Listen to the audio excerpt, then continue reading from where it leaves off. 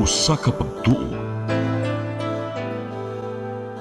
usa ka tingog,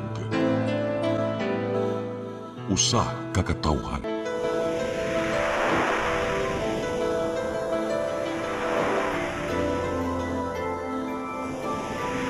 Cebu Catholic Television Network.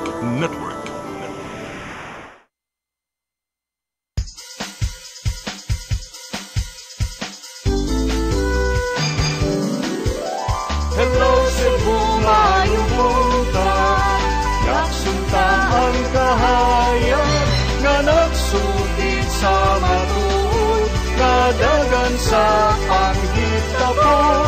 Hello Cebu, maayong buntag Pinoy.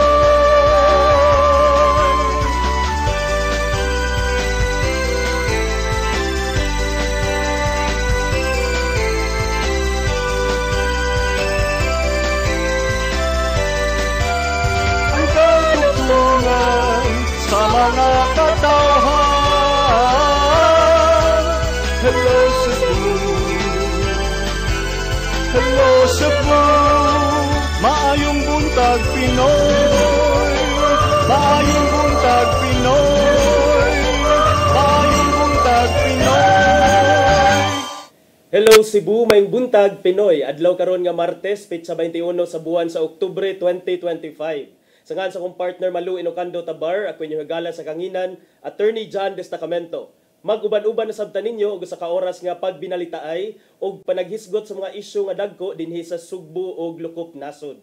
Apan sa dili pa ato sang padangat kini mga front pages sa mga nagkadaiyang lokal ug nasyonal nga mga pamantalaan dinhi sa atong nasod. Ug atong sugdan sa Sunstar Cebu. Sa Freeman, flu cases mount in quake shelters according to the Provincial Health Office. Sa Banat News, natagak sa Taytayan, motorsiklo patay. XX calling for GSIS chiefs ouster resign sa Philippine Daily Inquirer. Nya, sa The Philippine Star, only 22 of 1,700 target classrooms completed. Sa Manila Bulletin, QC jail ready for culprits in flood control anomalies. Og sa Tempo, PNP uncovers car loan scams. Mao kadto ang mga dagko nga balita nga migawas sa mga lokal ug nasyonal nga pamantalaan. Sa atong pagbalik atong paningkamutan, pagkontak ang Pag-asa alang sa latest weather update ug atong ipadangat kaninyo ang mga balita nga nahipo sa atong CCTN News and Public Affairs team. Please stand by. Hello Cebu, hello Cebu, maayong buntag Pinoy, maayong buntag Pinoy, maayong buntag Pinoy. Discover the beauty of the Philippines.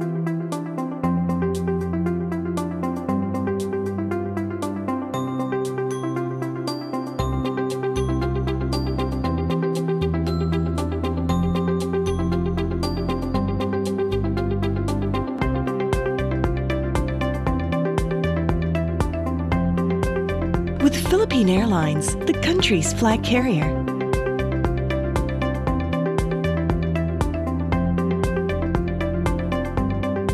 The airline that lets you feel the warmth of the nation.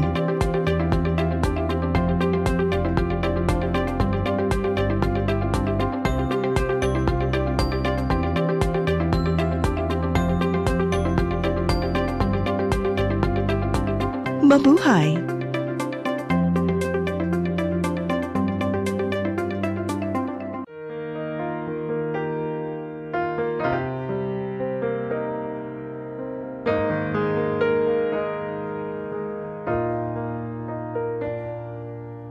Heal me, O Lord, and I will be healed. Save me, and I will be saved. Heal me, O Lord, and I will be healed. For you are the one I praise.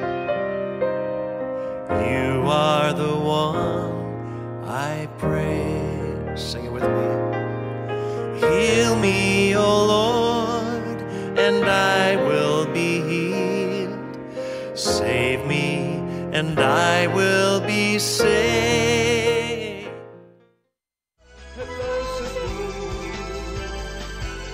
hello Cebu, maayong buntag Pinoy, maayong buntag Pinoy, maayong buntag Pinoy. Balik sa Hello Cebu, maing buntag Pinoy ug karon sa atong mga balita.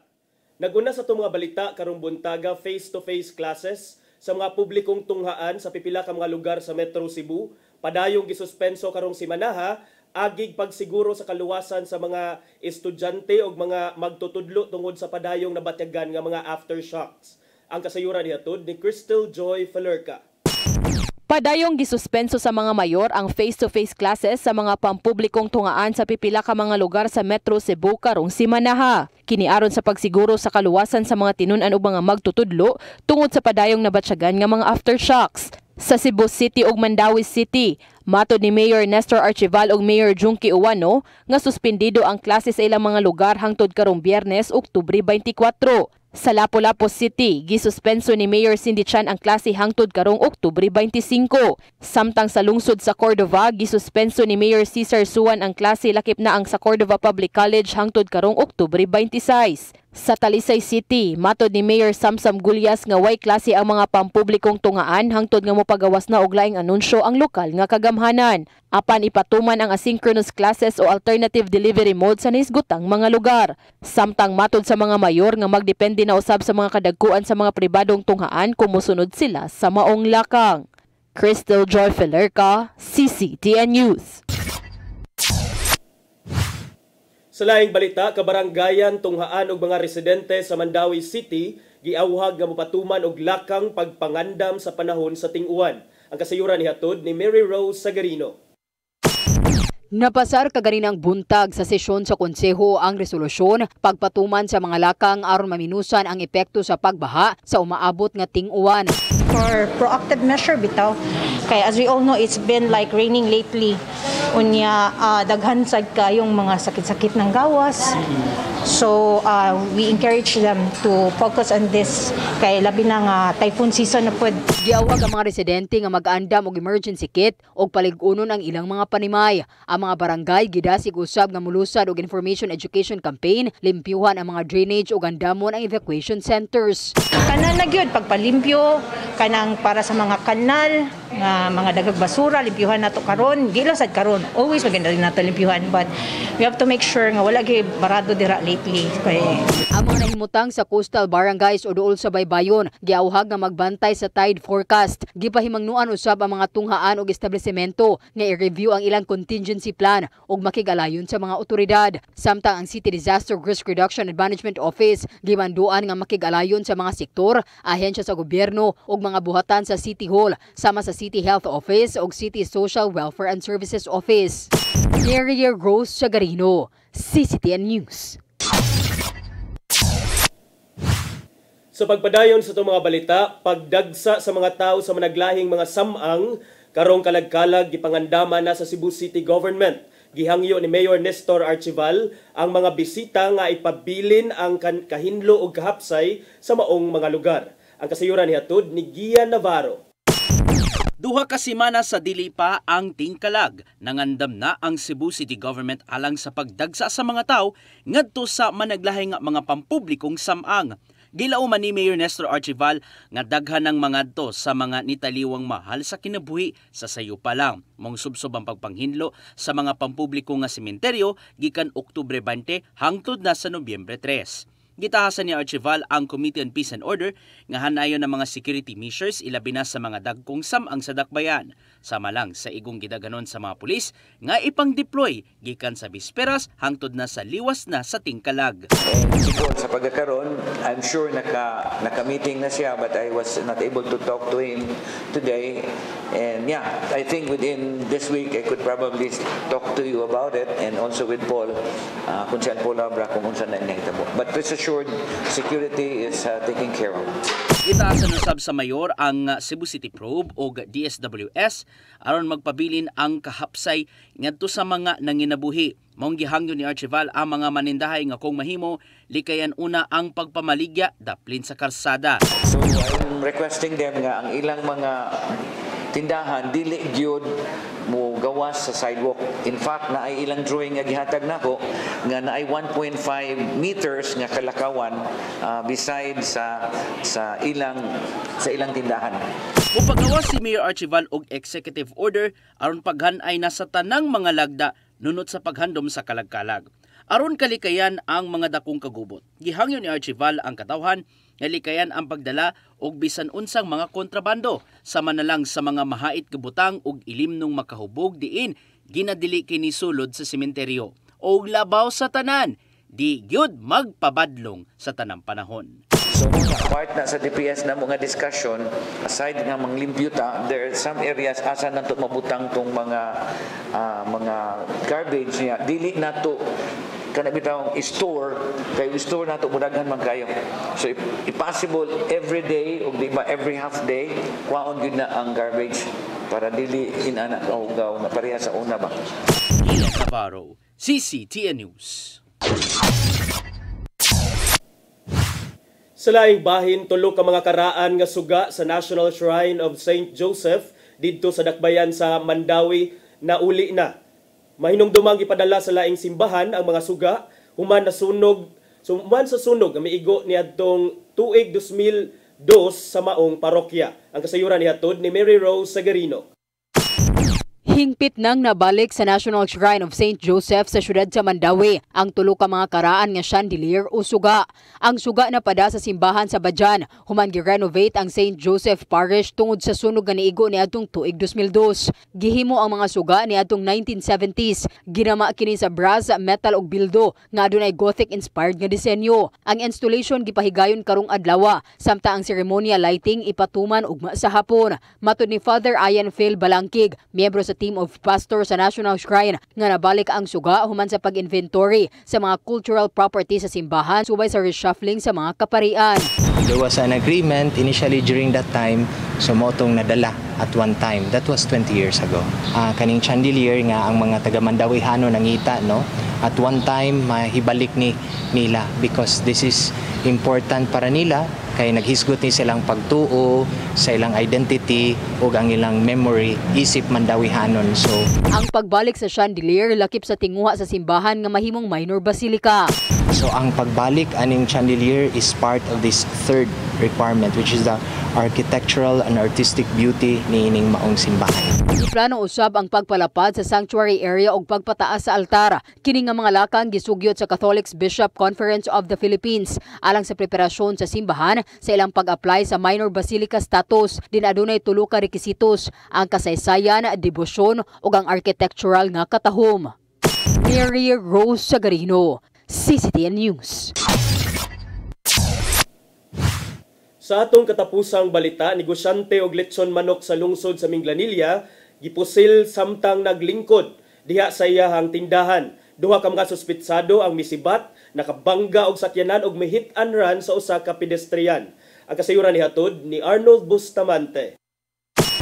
Ang ulang usa ka negosyante humani po sila sa radigid tandem pasado alas 8 ka gabi dito sa bagong merkado sa Barangay Poblacion Ward 1, lungsod sa Minglanilla. Ang biktima gila nga si Zerwin Lauron Bacaro, 38 anyos, taga sitio Tabay, Barangay Tunghaan, lungsod sa Minglanilla, nga nakaangkon ng mga samar pinusilan sa walang bahin sa liog nga milapos sa ihang tuong timpahak gamit ang wala pa matino nga kalibre sa armas. Una siya nga gidala sa Minglanilla District Hospital apan gibalhin kini sa Vicente Soto Memorial Medical Center ug naa sa luwas ka kahimtang. Sa investigasyon sa kapulisan na sayran nga sa wala pa mahitabo ang pagpamusil, duha ka mga lalaki nga sakay motorsiklo ang nasigpatan sa mga saksi nga nag-standby dool sa tindahan sa biktima nga mao ang litsunan ug manok sa merkado. Sa Sa dihang naabot ang biktima, naglingkod-lingkod kini sa gawas sa tindahan, kalitlangan niabot aga mga suspitsado sakay sa motor ug usa kanila ang nipusil tumong sa biktima. Dali nga misibat ang mga suspek ingon sa direksyon sa Talisay City samtang gidala gilayon ang biktima sa Minglanilla District Hospital apan gibalhin kini sa Vicente Soto Memorial Medical Center.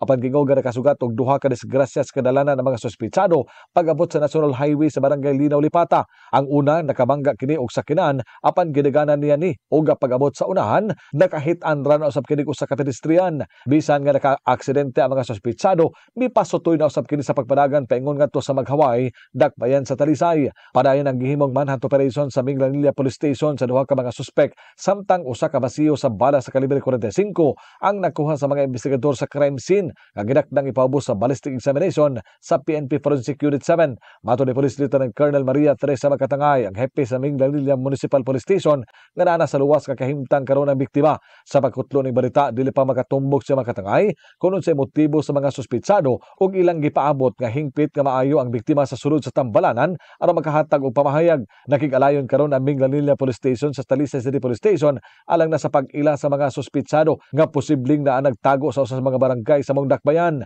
Miawag usab siya sa mga saksi sa insidente sa hit and run nga makig-alayon sa ilang buhatan aron pagkuha sa mga ebidensya ug masayran kadtong riding in tandem nga nakahimo sa mong krimen.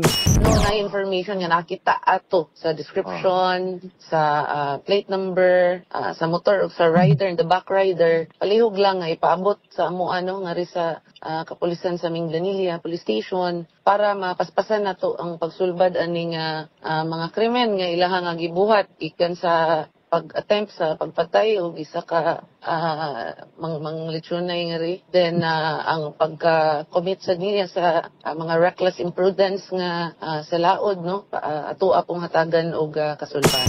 Arnold Bustamante, CCTV News. Mogad to ang mga balita nga nahipos sa itong kaubanan sa CCTN News and Public Affairs Team. O kadtong mga balita inyo nakita kagahapon sa itong programang Sayre 47. Sa atong pagbalik, magisgot-isgot na kita og pipila ka mga isyu nga may labot ang lungsod ug ang nasod. Please stand by. Hello Cebu, hello Cebu, maayong buntag Pinoy, maayong buntag Pinoy, maayong buntag Pinoy. Discover the beauty of the Philippines.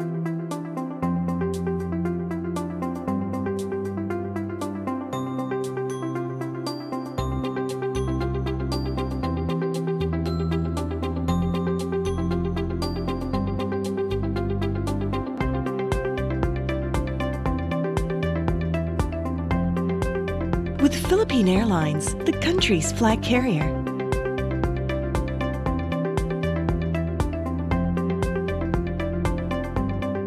The airline that lets you feel the warmth of the nation.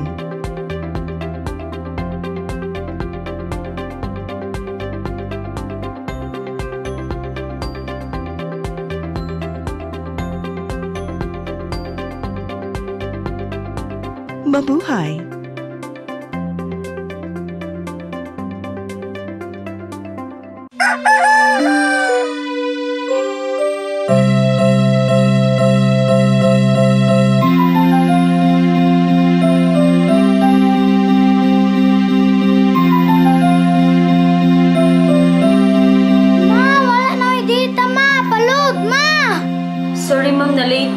Nangita pa mong gusto para internet sa kong anak, ma'am.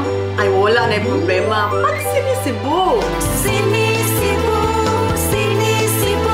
For your internet connection And for the signal of your cable TV. so fast and straight, that transmission to your home. Sinisibu! Sinisibu! Sinisibu! Offers you to have fiber optics For your viewing experience, perfect and clear so far. so great and affordable for you to enjoy. Sinisibu! Sinisibu Television Network Incorporated offers fiber to the home broadband internet bundled with fiber to the home cable TV connection. Sinisibu Television Network Incorporated Incorporated, with its operation in Metro Cebu and the whole province of Cebu soon. And affordable for you to enjoy. Cine Cebu.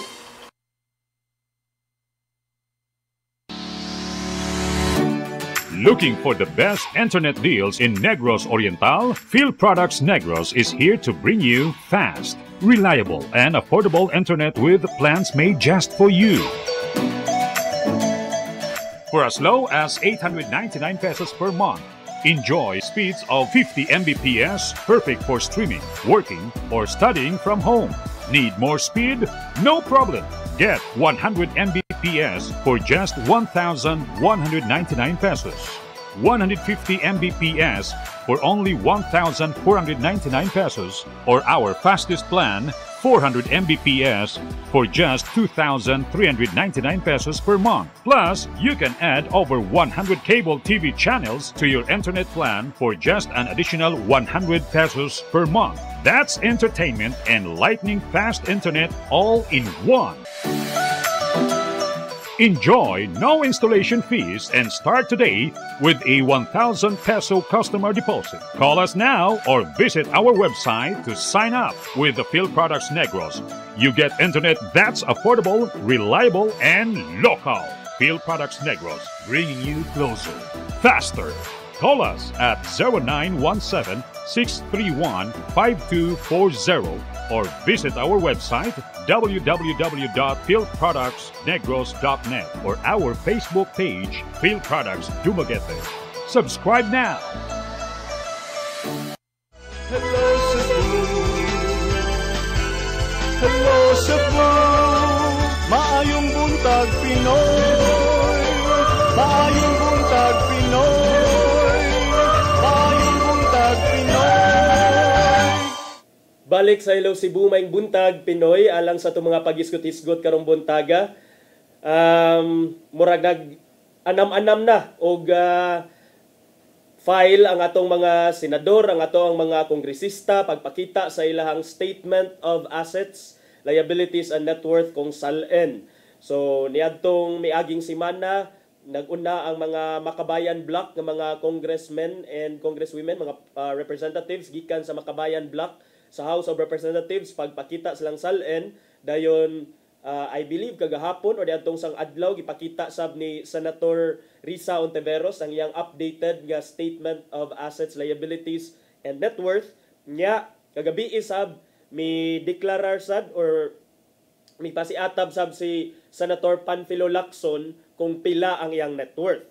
So arita magsugod kang Senator Panfilo Lacson kay medyo daghan sad ang mga nakugang ani kay murag dako-dako man ang pag saka sa iyahang katigayunan sa iyang net worth. Kining net worth mga higala mao ni ang amount kung imong i-minus ang imong liabilities sa imong assets. Di ba? Ang assets mao imong mga kabtangan, mao imong katigayunan, imong cash on hand, cash in bank, mga assets like yuta, house and lot, ug uban pang mga kabtangan, mao na ang imong assets. Minusan sa imong mga utang, mga loan, personal nga loan, o bisag unsa pa nga mga liabilities nimo, ang resulta ana mo'y gitawag og net worth or ang imong equity. Mao na ang imong mao na ang measurement sa imong pagkadato. So ang net worth ni Senator Lacson kay misaka gikan sa 58,771,000 ato na lang i-round off mga 58 million niadtong June 2022 misaka ni siya ngadto sa 244,900,000 niadtong June 2025.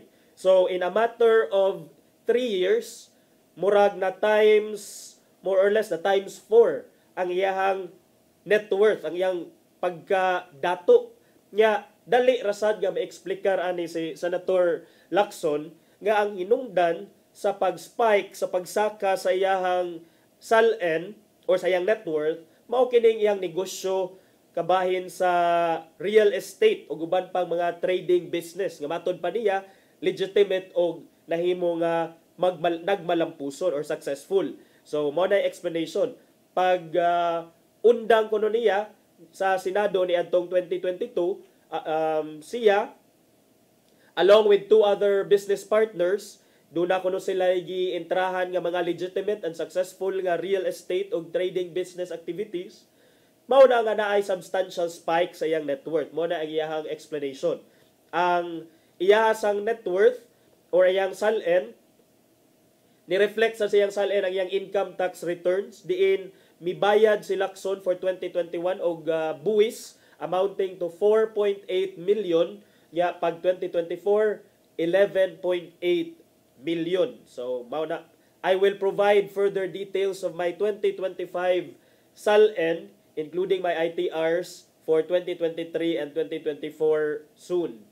Matod ni Senator Lacson. Ya, pagkahuman sa iyahang second nga 6-year term as senator ni atong 2022, ato mahinumduman nga si Lacson appeal ni siya sa bangga sa pagka-presidente. Diin napildi siya kang incumbent President Ferdinand Bongbong Marcos Jr. Si Senator Risa Ontiveros pod kagahapon may bisita sab didto sa Northern Cebu, particularly didto ni siya sa lungsod sa Daan Bantayan ng apod-apod og mga relief supplies, mga medicines ug uban pa.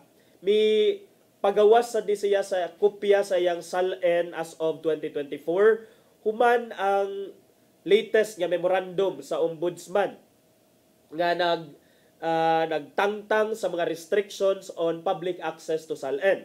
Sa iyang SALN, nakita nato nga sa SALN ni Ontiveros, ang iyahang net worth mga higala, mi-declare ni siya og net worth nga duol 19 million pesos.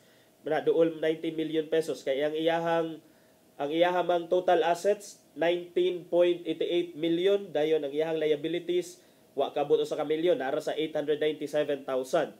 So ang iyahang mga assets, house and lot 3.63 million, saka balay 1.050 million, house and lot 4.050 million, cash deposits mga 3.6 million. Nya vehicle usa ka sakyanan nga nagkantidad og 1.45 million, nya another sakyanan 1.93 million og equity and installment purchase nga 3.08 million. Man mokabat og 19.88 million ang iyahang assets. Ya minusan sa iyang liabilities mga higala mo na mi-deklarar siya og 18.99 million nga net worth. Si Senadora Ontiveros pod mi disclose ni siya sa iyang pagka-shareholder sa usa ka corporation nga gitawag og Planet Dive Incorporated.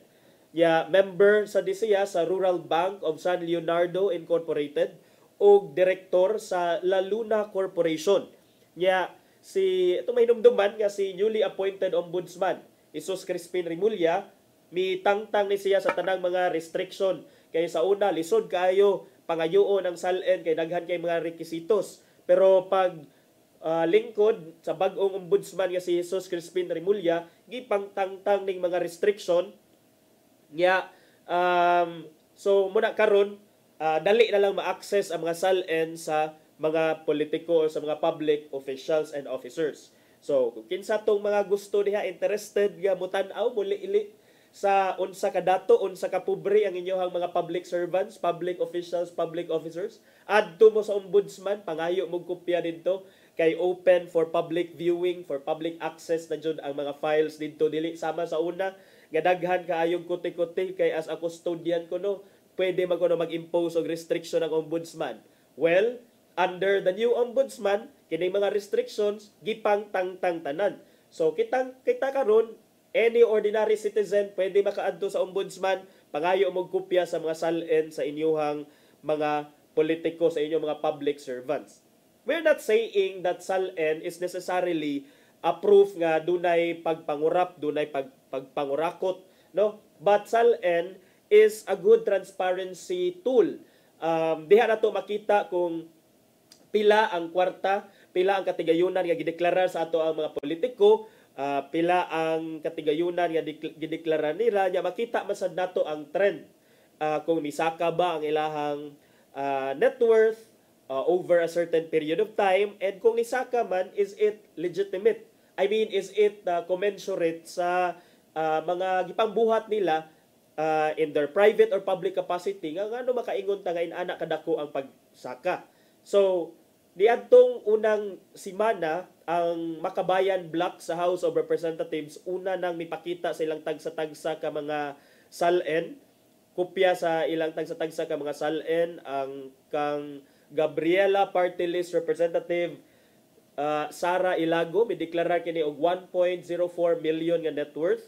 Ang bag-o lang nga lawmaker o lawyer nga si Rene Co nga maoy representative gikan sa Kabataan Party List mideklarar og net worth nga 280,000. Samtang kanisang SALN mga higala ubos sa Republic Act 6713 or the Code of Conduct and Ethical Standards for Public Officials and Employees, nagmando gyud ang RA 6713 mga higala nga ang SALN must be made available for inspection at reasonable hours and for copying after 10 working days from the time that they are filed, subject to prescribed regulations. Ubos sa Article 11, Section 1 sa atong batakang balaod, public office is a public trust. Public officers and employees must at all times be accountable to the people, serve them with utmost responsibility, integrity, loyalty, and efficiency, and act with patriotism and justice, and lead modest lives. So, karon mga higala nga, nagsugod na ang ubang mga politiko, ang uban nga mga government official sa paghatag sa ilang mga SALN, ang ato nga may unta musunod na lang og declare, ipubliko na lang na. Ayaw na lang may paplitiha adto padung sa ombudsman, kamo na lay post through your mga information officer or through sa inyohang mga sinaligan nga batos-batos diha online. Kung unsay naong sa inyohang mga SALN, taga-imig kopya, ipakita inyong kopya kung wa mo'y gitaguan. Because like I said, transparency and accountability, these are important cornerstones of good governance. Mag-unsa man na ang daghan kayong kag proyekto, daghan kay kag project nga gipasiatab giimong nabuhat, kung at the end of the day wala ka gisaligan sa mga katawhan because dili ka matinud-anon sa ilaha kay ang imuhang SALN wa nimo gipakita. So karon, this is your chance.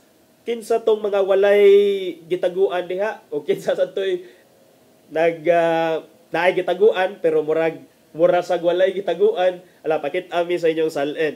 Nya na may mga nag-away sa Facebook kay lagi pag-file ani mga pagpakita sa SALN aning uban nga mga nag-una og pakita nasa ingon nga saba oy epal kay mo nagpakita-kita mo diha maudjud mo kining blah blah blah blah blah blah. But mo lagi na damn if you do, damn if you don't. Kung pakita sa kadiha nga gamay imong SALN, maybe sad ang uban mo komento dayon nga gitaguan, wala gi-declare, wala he or she is not being honest. Ya sad kung imo ipakita nga dako, basin sa moingon nga nakakurakot ni or questionably ni ang SALN. So at the end of the day makaingon ta usahay nga murag depende ra gyud sa imuhang political views. Usahay ang atong political views are influenced by our own beliefs. Our own views sometimes are influenced by our political beliefs and political ideologies, political views. Sometimes gani bisan pa og facts ang gisulti sa usa ka tawo, kung kana nga facts dili aligned sa ato ang gituuhan nga political ideology, usahay ang facts atong tuison, mahimo nga maglagot ta, maminaw or makakita sa facts. When in fact, that's the fact. Igo ra gisulti nga mao na ang kamatuoran. Now, I don't think if that's a sign of maturity as a democratic nation, no.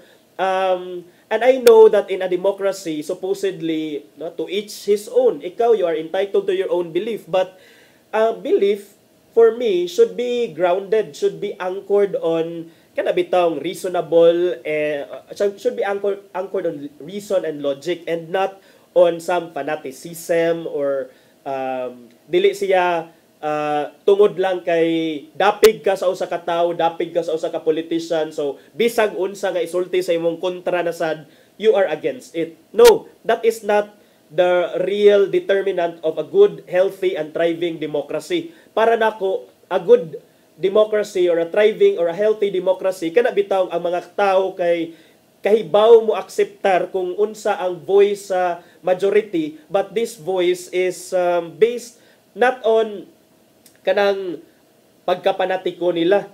So meaning to say, if ang imong gidapigan sab nakakumit na diha og sala, nakakumit og sayop, then you should also be ready to call out your boss, to call out the politician nga imong gisuportaan, and dili ka dapat mag-blind following.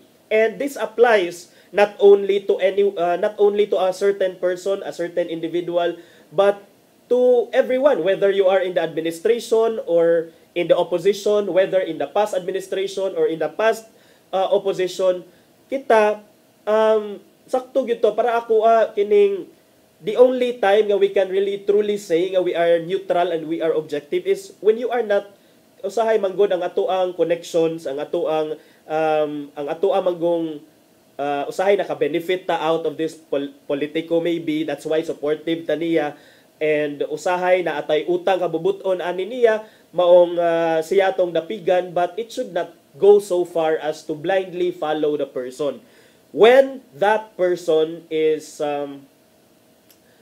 nakabiolate og balaod, when that person kay nakahimo og sayop, then we must also be ready nga mo call out, nga mo ingon sad nga sayop, or we must be even ready to leave and to withdraw our support from that person. Dili kay magpaka blind following.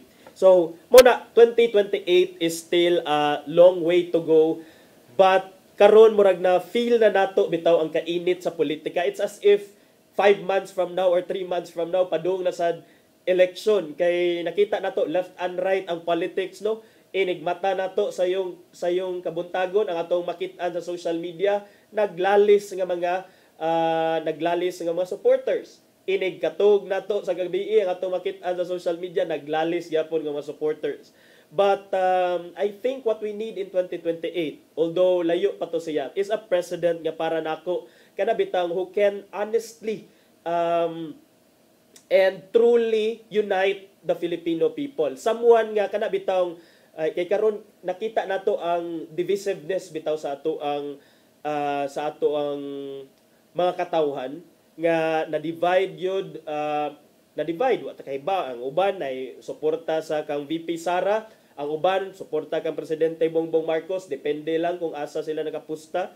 So hopefully in 2028 kung kinsa man toy mo emerge nga murag contenders para sa presidential race, hinaot pa unta nga kinsa man ka, I hope that you can marshal your strength nga para kaming tanan imoming agnihon para to believe in your cause, nga in your presidency, in your administration, dili mi magpuyo sa usa ka nasod nga gibuak sa lain-lain nga ideology or belief. Sounds ideal, but in my heart, in my mind, mauna akong gusto nga presidente, someone nga kanabitang hopefully maka-address aning divisiveness ato ang nasod, kay murag kita gi-batter na ta left and right sa mga disasters, linog, typhoon, and then napay corruption scandal sa gobyerno. So kining at this point murag daghan tag kinahanglan nga i-focus on ato nga mga importante nga issues sa atong katilingban. Unya na preoccupy sad ta, unfortunately divided ang ato ang focus karon sa atong gobyerno, because of course part of the effort is to sanitize, or is to part of the effort of the government sad kung ang gobyerno gi criticize sa kontra, o di ang gobyerno sad mo balik sad pag-launch sa yang offensive. So mo na, it's a vicious cycle of sige lang og kining baus-baus lang ba. And meanwhile, doon na tayo mga kaigsuunan nga dito sa Northern Cebu, dito sa Caraga region nga mga nangaigo sa linog, doon na tayo mga kaigsuunan nga naigo sab sa bagyo, ug unya kini wa pa nahuman ang tuig, so mag-expect pa ta nga there will be more typhoons, but hopefully dili lang sad ni maigo sa dili lang din siya mag-cause og dagko nga damage, dagko nga epekto sa tua, kay murag kota-kota na ta sa mga natural calamity so far, and it is still October by this time. So kana hinaot pa ang uban nga mga politiko, no, mainganyo sila nga pagpakita sa ilahang salen in the spirit of transparency and accountability. Samtang sa laing bahin mga higala, kay nag-mention man ko ni Senator Lacson kaganina. So ingon siya nga willing kuno siya nga mo reassume sa iyang chairmanship isip chairman sa Senate Blue Ribbon Committee. Kay ato man mahinumduman nga kini si Senator Ping Lacson after ni Senator Marcoleta, di ba? Dunay murag gamay nga coup in the Senate, kudita dito sa Senado, or you call it whatever you like, kudita or change in organization, change in power alignments within the Senate. Because of that, bag-o na ang mayoriya. All of a sudden, si Senator Panfilo Lacson maoy nahimong chairman sa Senate Blue Ribbon Committee, pero iya rasab nang relinquish, iya rasab nang mi-resign rasab siya sa iyang pagka-chairman ana nga very powerful committee dito sa Senado.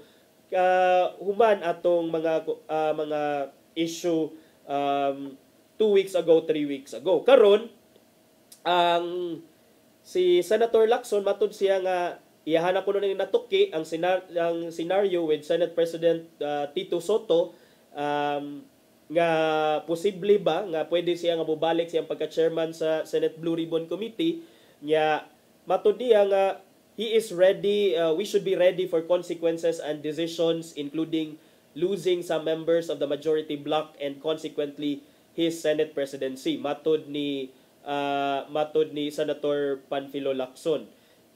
Matud niya nga iya hatong nag-reflect siya, iyang gihuna-huna, gitimbang-timbang niya pagmaayo katong iyahang pag-resign niya. In retrospect kuno makaingon siya nga dunay practical question that crossed his mind. Ingon siya nga, what chairmanship are we talking about if we lose the majority to the current Cayetano-led minority bloc? So kung pagsabot ani nga it doesn't para niya mas bugat pa ang iyang pagka-chairman sa Senate Blue Ribbon Committee kaysa naman sad ang bag-o nga mayoriya or ang komitiba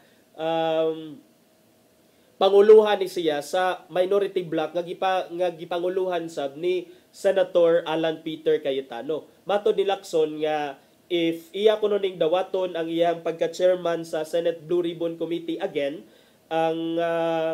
ang question of the majority alignment will no longer be a factor. Muna siya, so leave minority out of it sab. Maoni ang gitubag ni Senator Alan Peter Cayetano kang Lacson. Matod niya nga si Lacson should leave the minority out of his decision to step down, saying that they did not create the drama, intrigue, or blame. Matod sa Senator Cayetano, ay leave us alone. Ayaw mi damay-damay anang imo mga pag-resign. Kayo resign out of your own volition. Karon nganong ipahid ba nimo sa amua ang imong pag-resign?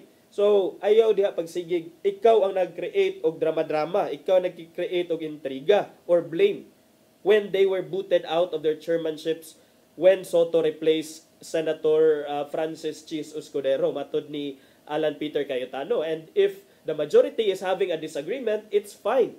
Matod ni Cayetano, politics will always have its share of drama. But let's not turn the Senate into a teleserye. Former Senate President si Franklin Drilon, sa iyang bahin, earlier, mihulagway ni siya nga ang resignation ni Lacson sa mga higala. Mao ni iyang i-describe as a king's gambit, which was meant to preserve Soto's leadership amid signs of instability within the majority bloc. So, malagi na nagtuota nga within the Senate, diba? Ang pag-resign or ang pag-sustain ang bag-o nga leadership in the Senate through Senate President Tito Soto. We thought that medyo stabilized na ang Senado, but it appears now nga shaky gyud gihapon ang power alignment diha sa Senate. O takahibaw, kinsa na kaharon ang bag-o na sad nga mayoriya, kinsa sad ang bag-o nga minoriya. So magpaabot na lang ta sa mga dugang nga mga updates ani mga higala kay for now daghan kaayong mga hungihong nga gusto kuno si Lacson nga or open siya nga mubalik isip chairman sa Senate Blue Ribbon Committee. Nya mao na siya mga igala na ako'y laing hisgutan na doon na pamantay gamay nga oras katubang only 22 kuno out of 1,700 ka mga classrooms nga gitarget sa DPWH nga ilahang himuon for 2025 22 ra mga higala out of 1,700 nga mga classrooms. So mao na ang giingon kagahapon ni DPWH Secretary Vince Dizon. Tiaw mo na mga higala. Sa 2025 ang target kay 1,700 22 ra ang nahuman. Ambot lang sagka unsa sa estado aning 22 kung nindot ba sa ning quality, but imagine 22 out of 1,700 wa gani naka 10%, no? Wala naka 10%. So plus pa jud sa damage sa earthquakes karon nga dito sa Northern Cebu daghan kayong mga eskwelahan nga nga lumpag, daghang mga eskwelahan ng liki. Samot pa lang yun nga mudaghan pag yun ang shortage sa classroom in the Philippines. And yet, lo and behold, the DPWH only managed to build 22 out of 1,700 ka mga targeted classrooms. During sa hearing sa Senate Finance Committee on DPWH budget, si Dizon miingon nga 882 classroom projects are ongoing while 882 more have not yet even started. So, morning iyang giulagway nga very deplorable nga performance or 15.43% lamang.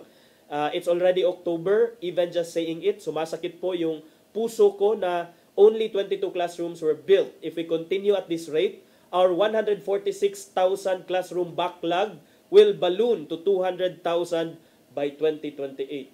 So, mao na giingon sad ni Senator Bam Aquino.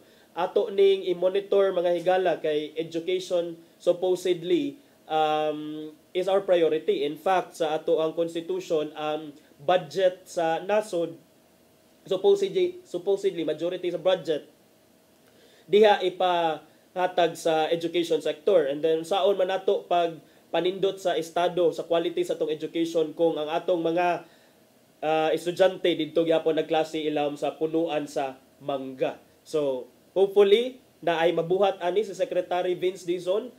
These numbers matuba we understand nga karon very deplorable ang numbers, bag-o pa siya ni Sud isip DPWH Secretary, and now that he is at the helm manghinaot sad ta nga naa siya mabuhat kabahin niini. Nya napupos na atong panahon dinhi sa atong programa karong buntaga ato sang lion kung unsay giandam ni Tatay Dodong nga pulong og kinabuhi.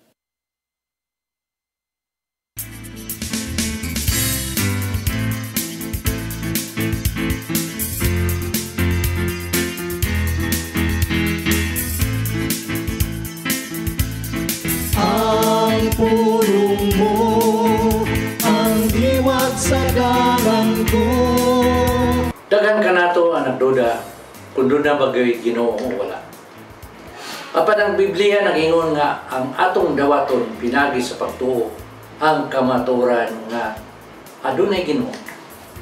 Sa Hebreo 11:6 nagingon, walay makapahimot sa Dios kung walay pagtuo. Kaya ang muduol sa Dios kinahanglan gyud nga motuo nga adunay Dios ug gantihan niya ang nangita kaniya. Kung tinguhaon gyud sa atong Ginoo, mahimo man siya nga magpakita sa tibok kalibutan aron ang mutuo. Apan kung buhaton niya kini, wa na kita magkinahanglan sa atong pagtuo. Kung faith, mas pinungdanon sa Ginoo ang atong pagtuo. Kaysa Juan 20:29 nagingon, unya maingon si Jesus kaniya, mituo ka ba? Tungod kay nakakita ka kanako? Bulahan ka itong mutuo, bisan wala makakita kanako. Maigsoon mo kanyang pulong nga maghataw giya sa itong kinabuhi. Magampo kita. Lang ito nga mahal, kami mituo sa imong gahom. Kami mituo nga ikaw magbubuhat sa tibok kalibutan. Busa kami karon nag-ampo nga imo kaming dasigon sa mga panahon nga dunay mga pagduda nga moabot sa mong kasing-kasing. Tudloy kami sa pagsalig kanimo sa higpit. Amen. Sa ngalan sa Ama, sa Anak, sa Espiritu Santo. Ang pulong mo, ang diwat sa dalan ko. Pulong og kinabuhi ni Tatay Dodong Limchua mao'y nagtapos sa tong tulumanon karong buntaga. Sa dili pa ta manamilit ato sang pasalamatan ang Philippine Airlines. Silang Nanay Diana Limchua ug Tatay Dodong Limchua. Nya thank you sab sa atong news manager nga si Cap Dennis Tabar at mga kaubanan sa technical team silang Sir Robert, Miss Inday, Sir Matmat, Miss Mabel o Miss Joanne. Ingon man sa atong mga video editors nga silang Sir Michael, Sir Rodel, Sir Raymond o dinhi sa atong studio si Sir Ferdy. Salamat. Dagan sang salamat sa inyo ha sa pagpakiguban kanako karong buntaga sa ngan sa kong partner nga si Malu Inocando Tabar, ako si Attorney John Destacamento. Magkita-kita na sabtan ninyo ugma dinhi sa inyong paboritong programa Matag Buntag. Hello Cebu, mayong buntag Pinoy. Hello Cebu.